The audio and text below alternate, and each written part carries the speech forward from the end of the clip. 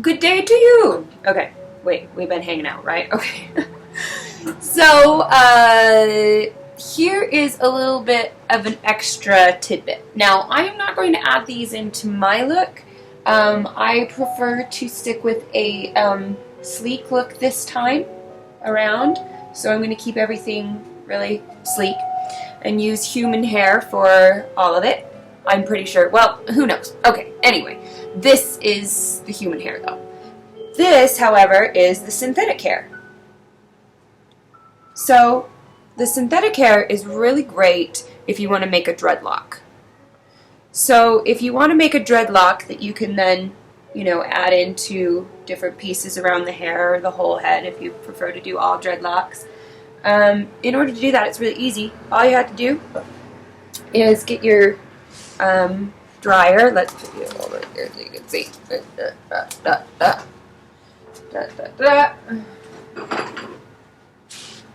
Ta-da! Okay. Alright, so your hair straightener, not dryer. Anyway, and you want to kind of just melt it. You know, just have some fun melting it. I had discovered this while I was trying to know whether this was synthetic or whether, because I've had this for a while, and I couldn't really tell if it was synthetic or if it was real. And so I put the heater on it and made a dread out of it. Because it melted. Synthetic melts, right? So you just kind of melt it. It's not a lot of skill that it takes. You can, you know, go over it and melt it in more places if you want. You know, just kind of start slow and just kind of shape it how you want to how you would just like a regular dread, you know. Then the other thing you could do with this is make another one and then do those together is what I recommend, probably 3 of them to get a nice, good, healthy dread.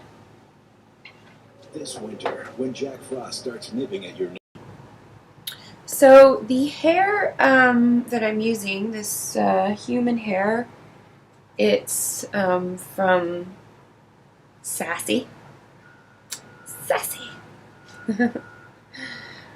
As you're working with it, because this takes a while to get it where you want it, just make sure that you are kind of, you know, brushing through it. Make sure it doesn't get tangled. You want to take really good care of this as if this is your hair. So, you know, you want to just take very good care of it, okay? You could clip it somewhere, keep it in a little plastic bag. Plastic bags kind of suck because they get lost and then they get... So you just gotta keep track of it, but maybe when you're done with it for the day, then put it back into its plastic container. Just some housekeeping tips. Obviously my studio is a total disaster right now. Check it out. It's kind of just random bits of everything. And everything's in disarray as I'm getting my studio set up again because I like to transform. But I go through phases and periods where I've got everything all set up exactly how I need it so I'm not distracted while I work through a piece. And then I also have my other process, which is to just, well, I know where everything is, but it's you know, not the prettiest, although I think it's gorgeous.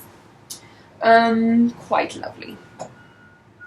So the next step here is to decide whether or not we're going to put another one here. Now we can just stick with this look. This look is going to be really popular soon based on a some NAHA and other submissions that are going to along with this video and other styles that we're making for BOMO, which is our clothing brand, and other things. But anyway, blah, blah, blah, blah, blah. Shameless plugging of company name. So anyway, this style, once cleaned up, very cool. You can totally get away with having, this different plane here and different planes here, and have them be however you want it. This is why this is really fun to do, because you can get away with a lot of things. It's kind of up to your imagination. Anyway, I think, though, that I may want to go ahead and thicken this bit up and make it symmetrical. See, now I can't decide. I like both looks. Yeah, so this is really the difficult point for me. It's not dreaming up awesome possibilities and la la la. It's getting caught between these details like asymmetry, symmetry, asymmetry, symmetry. And the whole thing is that, I guess it doesn't really matter unless it does. I don't know, or else I wouldn't have this problem, right? Okay, so I don't know how to help you with that one, but I'm going to think about it for a while. I'm going to look here and here. The thing that I do like about asymmetry is that there's still a sense of symmetry to it if you do it right. Asymmetry doesn't just mean, we're going to be totally off balance. It means that the anchor point is different and the vantage point is different, but it's still a balanced, symmetrical shape within the grid, right? So it's just kind of readjusting a perspective point. So what I like to do when I come to these points of asymmetry or symmetry doesn't really matter. I go into myself as a person, as an individual, as a transformer, as a human, as a squirrel, and I think about things, and I get lost in my thoughts about what this means and what that means. But essentially what it comes back to is my individual life here as the person that I was born 36 years ago on planet Earth in Idaho, Twin Falls, Idaho, in the United States of America. Excuse me, in 1981. Oh, too much information. Oh gosh, I hate giving that type of information, but it's important. Okay. Oh God, getting into the era where there is no more anonymity. It's a frightening thing for me. Okay, so I'm going to grab myself some water and we're going to continue this conversation about symmetry. Okay, so symmetry.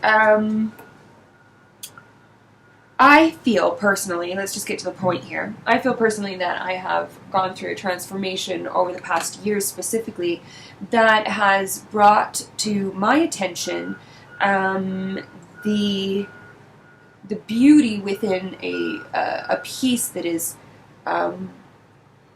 created on a 2/3 grid. Right? So art students, that if we place our model or our focal point within that grid on that side, that we can create some nice compositions, right? Basically, essentially. Now, we also have beautiful compositions that are centered. So again, asymmetry, symmetry. So that's my point about asymmetry, is that when we're on that grid, on that 2/3 grid, we're still creating this symmetrical balance within the piece.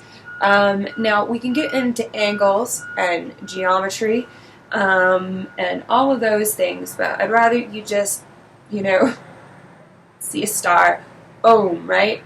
Boom. And rotate it, and now picture that you are a little person hanging on the roof of your hand as you are creating a tetrahedron with your energetic Jedi skills.